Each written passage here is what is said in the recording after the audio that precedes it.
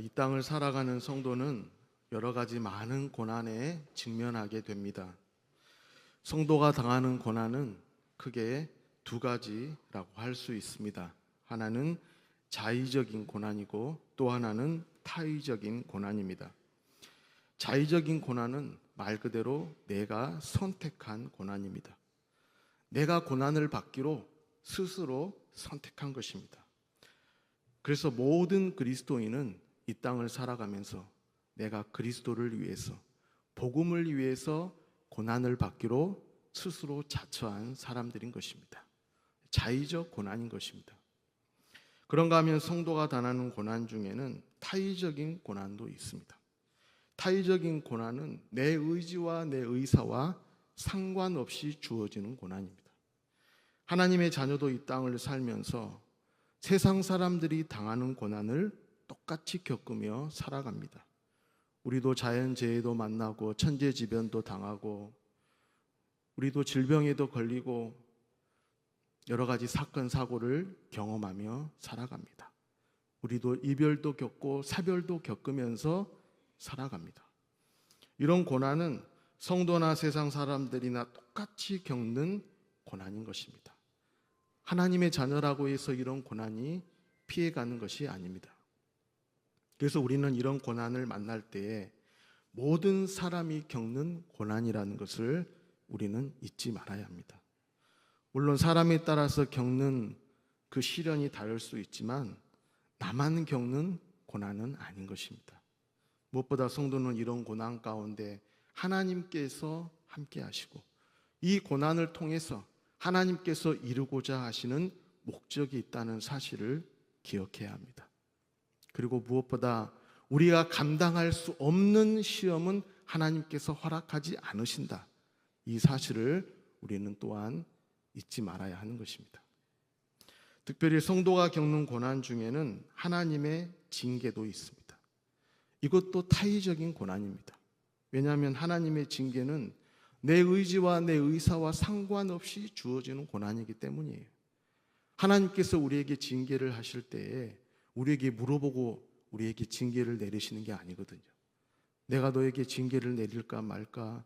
너는 어떤 징계를 받기를 원하느냐? 하나님께 우리에게 물어보시는 게 아니에요.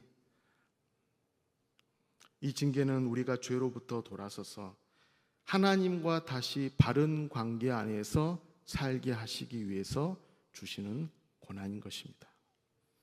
무엇보다 이 징계는 징계 자체가 목적이 아닙니다. 징계 자체가 목적이 아니라 하나님께서 다시 우리를 하나님 곁으로 부르시기 위해서 주시는 하나님의 은혜의 수단이요 은혜의 방편인 것입니다. 우리가 주일 설교에서 담임 목사님께서 말씀하신 것처럼 하나님은 좋으신 분입니다. 하나님은 토부의 하나님이십니다.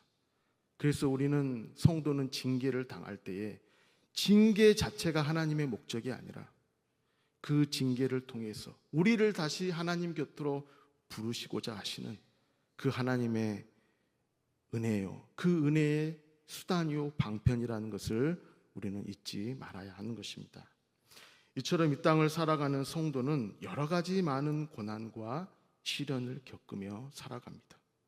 오늘 읽은 베드로전서도 이런 고난 중에 있는 성도들을 위로하고 격려하기 위해서 쓰여진 편지입니다. 우리가 아는 것처럼 1세기 초대교회의 성도들은 신앙을 지키기 위해서 많은 고난을 받았습니다. 특별히 우리가 역사적으로 보면 1세기 당시에 로마에 큰 화재가 있었습니다. 굉장히 엄청난 이 화재였기 때문에 당시 황제였던 이 네로는 정치적으로 굉장히 곤란한 입장에 처하게 되었습니다.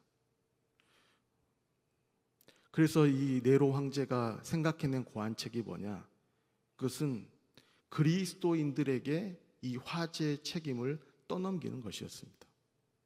왜냐하면 어차피 그리스도인들은 황제 숭배도 거부하고 로마 문화에 비협조적인 자들이기 때문에 그들이 로마의 앙심을 품고 불을 냈다. 화재를 일으켰다. 그래서 그리스도인들에게 이 화재의 책임을 전가시킨 겁니다. 그래서 이 로마의 화재로 인해서 그리스도인들이 더 박해를 받는 계기가 되기도 했습니다. 그래서 사도 베드로는 이런 크고 작은 박해 속에 있는 그리스도인들을 위로하기 위해서, 그들을 격려하기 위해서 오늘 이 베드로전서를 쓰게 된 것입니다. 그럼 여러분, 오늘 베드로 사도는 그리스도인들을 어떤 말로 위로하고 있는 것입니까? 그 위로의 핵심이 무엇입니까? 우리는 크게 두 가지를 살펴볼 수 있습니다. 먼저는 그리스도께서도 고난을 당하셨다고 하는 것입니다. 우리의 구세주이시며 주님이신 그리스도께서도 고난을 당하셨다. 그래서 오늘 18절에 보시면 그리스도께서도 단번에 죄를 위하여 죽으사 그랬습니다. 그리스도는 아무런 죄가 없으신 분이시지만, 그리스도는 고난 받으실 이유가 전혀 없으시지만, 그리스도께서도 우리 죄를 위해서 고난 받으셨다. 그것도 끔찍한 고난을 받으셨다. 어마어마한 고난을 받으셨다. 십자가에서 참혹한 고난을 받으셨다. 이것이 여러분 위로의 메시지입니다. 그러므로 여러분도 여러분에게 주어진 고난에 대해서 이상하게 생각하지 말고, 낙심하지 말고, 절망하지 말고, 두려워하지 말라고 하는 것입니다. 여러분, 사람들은 흔히 그렇게 생각할 때가 있습니다. 우리가 예수님 믿으면 모든 고난과 환난이 다 물러가고 모든 문제가 다 해결되고 우리가 이 땅에서 하는 일마다 잘되고 성공하고 부와 건강을 얻고, 신앙생활의 초점을 거기에 맞추며 살아가는 사람들이 있습니다. 그런데 여러분, 정말 그런 것일까? 우리가 예수님 믿으면 모든 고난이 다 사라지고 모든 문제가 다 해결되고 풀리고 우리가 이 땅에서 하는 일마다 잘되고 성공하고 부와 건강을 얻고, 여러분 그런 것일까? 사실 그것은 우리의 바람이지 기독교 신앙과는 거리가 먼 것입니다. 오히려 우리가 예수님을 믿고 우리가 그리스도인이 되면 우리는 그리스도로 인해서, 그리스도 때문에 고난받는 존재가 되는 것입니다. 우리가 이 땅을 살면서 내 뜻과 내 소원을 이루기 위해서 사는 것이 아니라, 그리스도인은 자기를 부인하고 자기 뜻을 내려놓고 자기 십자가를 지고 하나님의 뜻을 쫓아 살아가는 존재가 되는 것입니다. 이것이 성경이 말하는 그리스도의 제자도예요. 오늘 베드로전서도 베드로 사도가 여러분 이 서신을 쓰고 있는 이유가 무엇입니까? 많은 그리스도인들이 지금도 고난을 받고 있다고 하는 것입니다. 많은 그리스도인들이 고난 중에 살아가고 있어요. 많은 그리스도인들 가운데 특별한 사람만 고난을 받는 게 아니에요. 어느 한두 사람만 고난을 받는 게 아니에요. 예수 그리스도를 나의 구주로 믿고 거듭난 모든 하나님의 자녀는 고난 중에 살다가 주님의 부르심을 받는다고 하는 것입니다. 모든 사도들이 다 그랬어요. 모든 하나님의 사람들이 그랬어요. 구약이나 신약이나 모든 하나님의 백성들이 이 땅 가운데 고난 가운데 살았습니다. 고난을 받았습니다. 그리고 오늘 우리의 구주 되시는 그리스도께서도 아무 죄가 없으시지만 우리 죄를 위해서 고난을 받으셨다고 하는 것입니다. 그래서 여러분, 우리는 기억해야 하는 것입니다. 우리가 이 땅에서 예수님 믿으면 모든 고난과 환난이 사라지고 모든 문제가 다 해결되고 하는 일마다 다 잘되고 성공하고 개인이 잘되고 국가가 잘되고, 그것이 아니라 우리는 내가 그리스도인이라는 존재로 인해서 세상으로부터 원치 않는 고난과 핍박을 받으며 살아가는 것입니다. 그래서 사도 바울이 그랬잖아요. 무릇 그리스도 안에서 경건하게 살고자 하는 자는 박해를 받으리라 그랬습니다. 우리가 그리스도 안에서 경건하게 살면 고난이 없는 게 아니에요. 오히려 고난이 있어요. 핍박이 있어요. 박해가 있어요. 예수님도 말씀하셨습니다. 의를 위하여 박해를 받는 자는 복이 있나니 천국이 저희 것임이라. 여러분, 천국에 들어간 모든 하나님의 자녀들의 공통점이 뭡니까? 그것은 이 땅에서 의를 위해서 박해를 받았다는 사실입니다. 이것이 그리스도인이 된 표정인 것입니다. 왜냐하면 세상은 예수님을 싫어하고 미워하기 때문인 것입니다. 세상은 하나님을 거부해, 복음을 부인해. 그래서 예수님께서 말씀하십니다. 세상이 나를 미워한 것처럼 너희도 미워하리라 그랬습니다. 그런가 하면 여러분, 오늘 사도 베드로는 또 어떤 말로 그리스도인들을 위로하는 것입니까? 그것은 예수님의 죽으심과 부활입니다.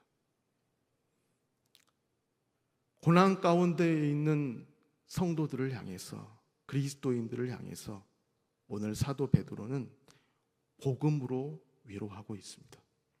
그래서 여러분 18절을 다시 보십시오.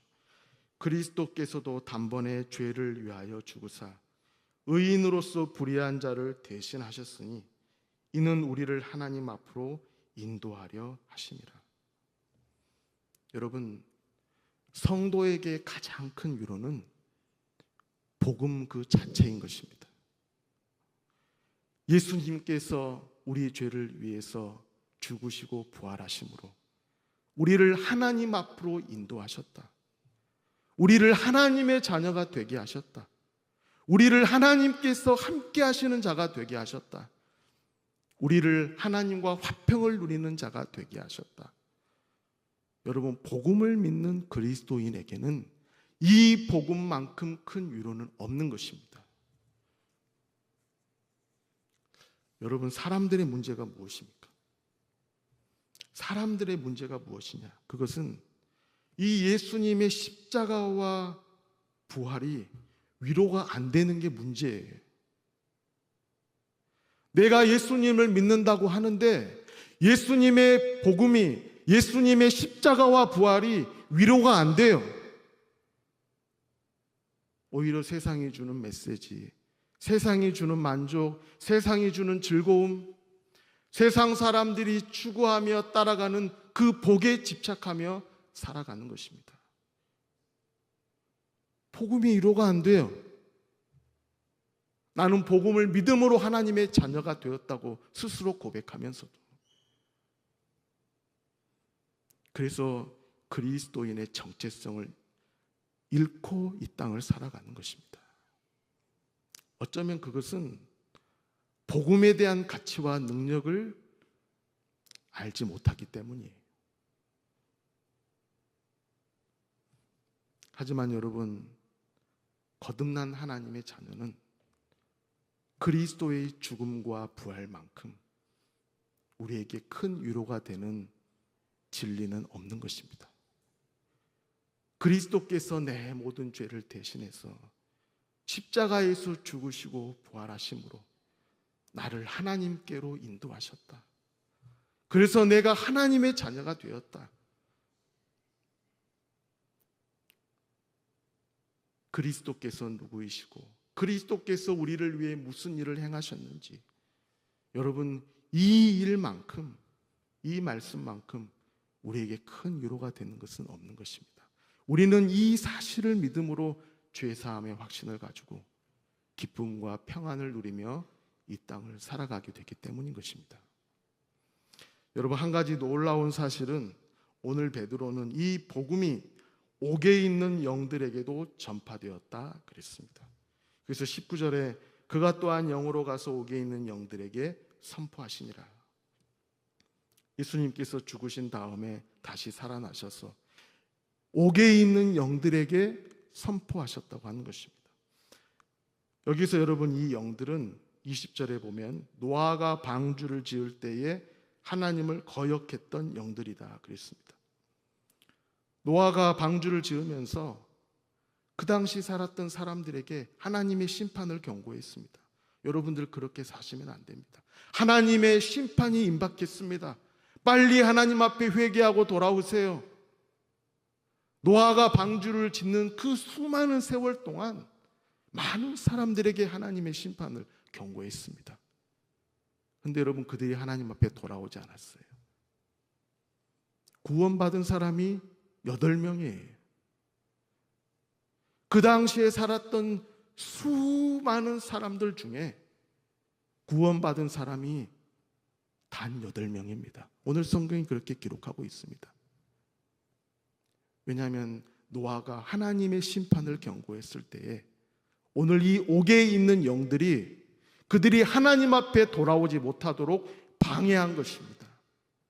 그 타락한 천사들이 하나님의 경고를 무시하도록 방해했어요. 그런데 오늘 예수님께서 그 옥에 있는 불순종의 영들에게 가서 선포하셨다.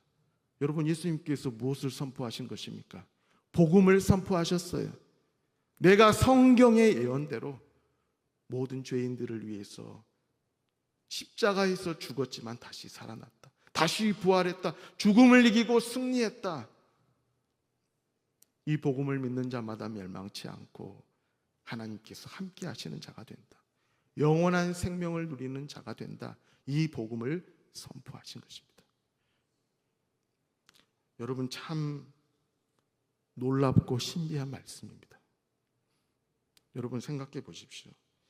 이 세상에 옥에 있는 영들에게 선포했다. 여러분, 이런 소식이 이 세상에 있긴 하는 것입니까? 이 세상은 이런 말씀을 믿지도 않을 뿐 아니라 받아들일 수가 없는 것입니다. 여러분, 생각해 보십시오. 무슨 옥에 영들이 갇혀 있고 그 옥에 있는 영들에게 죽은 예수님이 다시 살아나셔서 그들에게 복음을 선포했다는 것인가? 생각해 보면 황당한 소리인 것입니다. 허무맹랑한 소리, 너무나 비현실적인 이야기예요. 비이성적이고 비과학적인 이야기, 도저히 받아들일 수 없는 이야기.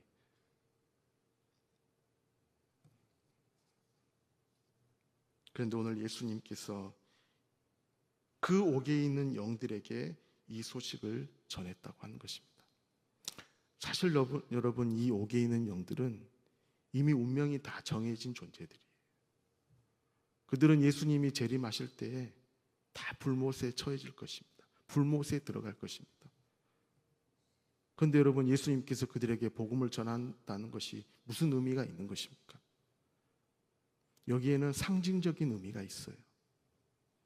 이 복음은 예수님의 죽음과 부활, 이 복음은 모든 사람들이 다 알아야 된다, 그 말입니다. 모든 피조물이 들어야 될 소식이에요.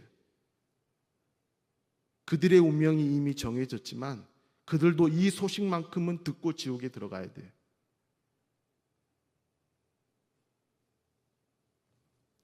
여러분, 이 세상에서 정말 중요한 소식은 저녁 9시 뉴스에 나올 겁니다. 다 방송의 신문에 보도가 될 거예요. 그것보다 더 중요한 소식은 역사책에 기록이 될 겁니다. 그것보다 더 중요한 소식이 있습니다. 그것은 우리가 학교에서 배우는 교과서에 기록이 돼요.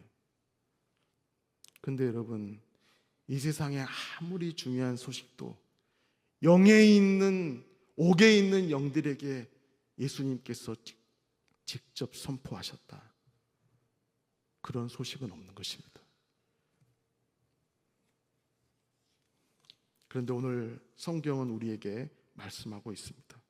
그리스도께서 다시 죽으시고 살아나셔서 이 복음을 옥에 있는 영들에게도 선포하셨다고 하는 것입니다. 왜냐하면 이 소식은 다 알아야 되는 소식이기 때문이에요. 이 땅의 모든 피조물들이 이 소식만큼 알아야 돼요. 바꿔 말하면 이 복음만큼, 예수님의 십자가와 부활, 이 복음보다 더 중요한 소식은 없어요. 더 중요한 사건이 없어요. 더 중요한 정보가 없어요. 더 중요한 지식은 없는 것입니다. 그리고 이 복음보다 우리에게 더 위로를 주는 소식은 없는 것입니다. 무엇보다 이 사실을 믿는 것과 믿지 않는 것으로 그의 영원한 운명이 결정되는 것입니다. 여러분, 이 세상의 어떤 것도 우리의 영원한 운명을 결정하지는 못합니다. 우리의 실패도 가난도 우리의 질병도 우리의 무능력도 우리의 영원한 운명을 결정하지는 못합니다. 하지만 이 복음을 믿는 것과 믿지 않는 것으로 우리의 영원한 운명이 결정되는 것입니다.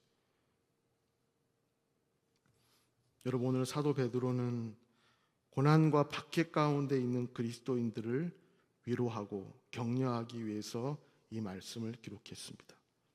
먼저는 우리만 고난을 당한 것이 아니라 그리스도께서도 고난을 당하셨다. 우리 죄를 위해서 그리스도께서도 고난을 당하셨다.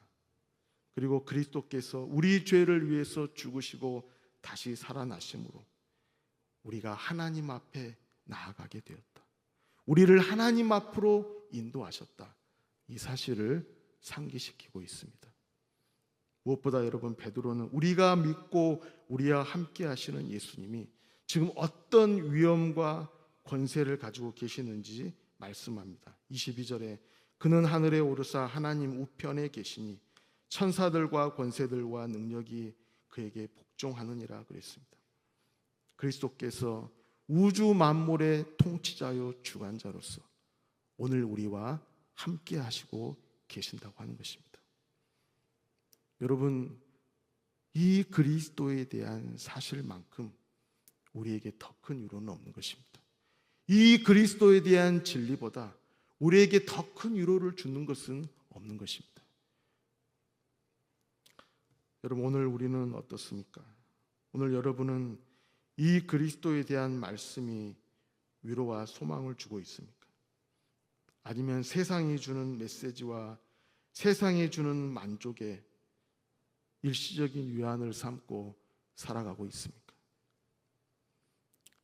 세상이 주는 위로는 잠깐입니다. 세상이 주는 위로는 일시적인 거예요. 그것은 피상적인 위로예요. 하지만 복음은 우리의 근본적인 문제를 터치합니다. 복음은 우리에게 깊은 위로를 줍니다. 복음은 우리를 더 높은 차원을 바라보게 합니다. 복음을 믿는 자에게 하나님은 구원을 주십니다. 여러분, 복음만이 우리를 하나님과 바른 관계로 인도합니다. 오직 복음 안에서 우리는 하나님과 화평을 누립니다. 이 복음은 우리의 죽은 영혼을 소생케 합니다. 이 복음만이 우리 영혼에 영원한 만족을 주는 것입니다. 그래서 그리스도에 대한 진리만큼 우리에게 위로를 주는 말씀은 없는 것입니다. 그리스도께서 누구이시고 그분이 우리를 위해서 무슨 일을 행하셨고 지금 우리를 위해서 무엇을 행하고 계시는지, 이 그리스도의 존재와 사역만큼 그리스도를 믿는 자들에게 큰 위로는 없는 것입니다.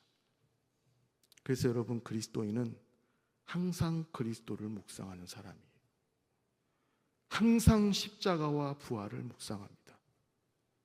그리스도께서 누구이시고 그분이 우리를 위해서 무슨 일을 하셨고 지금 무슨 일을 행하고 계시는지 항상 그리스도를 묵상하는 사람이에요. 성령은 우리를 항상 그리스도께 인도하십니다. 그리스도가 누구이신지, 그리스도가 우리를 위해서 무슨 일을 행하셨는지 항상 우리를 그리스도께 인도하십니다. 그 그리스도를 믿게 하십니다. 그 그리스도에 대한 선명한 자각과 인식을 갖게 하십니다. 그 그리스도를 사랑하게 하십니다. 그래서 여러분, 그리스도를 믿는 성도는 세상이 주는 위로가 아니라 그리스도 안에서 위로를 얻고 그리스도와 연합하며 이 땅에서 그리스도의 증인으로 살아가게 되는 것입니다. 오늘 저와 여러분 모두가 이 복음의 열매가 오늘 저와 10년 가운데, 오늘 저와 여러분의 삶 가운데 맺히기를 주님의 이름으로 축원합니다. 이렇게 기도하겠습니다. 하나님 아버지, 예수 그리스도를 나의 구주로 믿고 하나님의 자녀가 된 많은 성도들에게, 고난 가운데 있는 그들에게 오늘 사도 베드로가 위로의 메시지를 전하고 있습니다.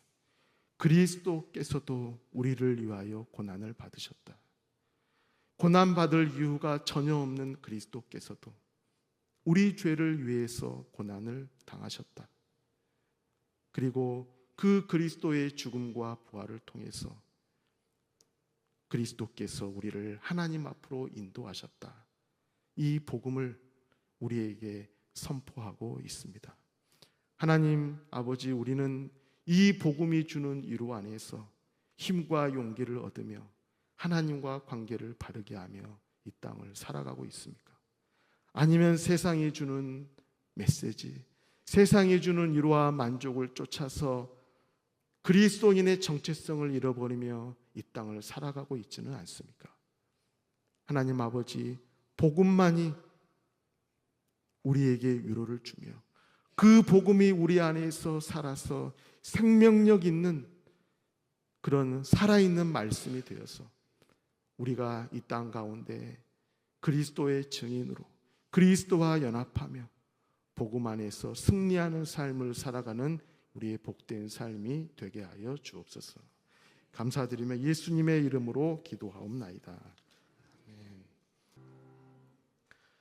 이제는 우리 주 예수 그리스도의 은혜와 하나님 아버지의 크신 사랑하심과 성령의 교통하심이 그리스도인으로서 이 땅을 살아가면서 많은 고난과 핍박 가운데 살아가지만 오직 그리스도의 복음 안에서 위로와 힘과 용기를 얻으며 하나님과의 관계를 바르게 하며 그 복음의 증인으로 살아가기를 원하는 오늘 이 자리에 모인 모든 성도님들과 서부제일교회 위에 이 나라와 이 민족 위에 지금부터 영원토록 함께 하시옵기를 간절히 축원하옵나이다. 아멘.